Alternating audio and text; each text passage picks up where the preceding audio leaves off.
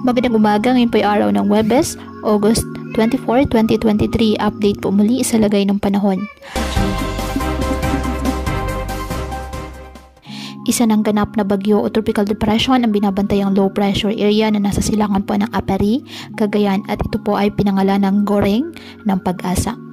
Taglay ngayon ng bagyo ang lakas ng hangin na 55 km per hour at pagbugso nitong maabot sa 70 km per hour. Kumikilos west-northwestward sa mabagal po na paggalaw. Sa ngayon, wala pang nakataas na tropical cyclone wind signal sa anumang bahagi ng ating bansa. Sa mga susunod na oras, posible na pang lumakas ang nasabing bagyo. Unti-unti rin pong nagbabago ang direksyon nito dahil bukas ay maaaring kumilos ito patimog. Babalik ang bagyo sa direksyong pahilaga sa weekend. Mababa sa ngayon ang chance nitong maglandfall.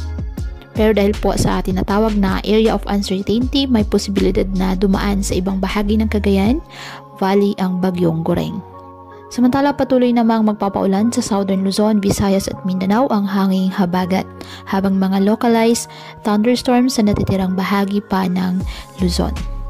Ngayong araw, may mga pag-ulan po sa Cagayan Valley at Cordillera Administrative Region dahil po sa trough ng bagyong Goreng. Posible po dyan ang mga pagbaha at pagguho ng lupa lalo na kapag may moderate with at times heavy rains. Samantala, ang Visayas, Mimaropa, Bicol Region, Zamboanga Peninsula, Northern Mindanao at Bay RMM, asahan din po ang mga pag-ulan dahil naman sa habagat.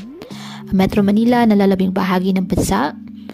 Generally, maaliwalas naman po ang panahon, may chance pa rin ng mga kalat-kalat na pag-ulan at thunderstorms dahil po sa habagat at localized thunderstorms. Kaya patuloy po na pinag-iingat ang ating mga kababayan sa mga posibleng pagbaha at pagguho ng lupa lalo na kapag may malalakas na ulan, at ugaliin po na magdala palagi ng payong o kahit anumang panangga sa ulan kapag lalabas ng ating mga tahanan. At yan po muna ang update sa lagay ng panahon ngayong araw. Muli patuloy po tayo na mag-ingat at palaging tandaan, God loves you. Stay safe and God bless po.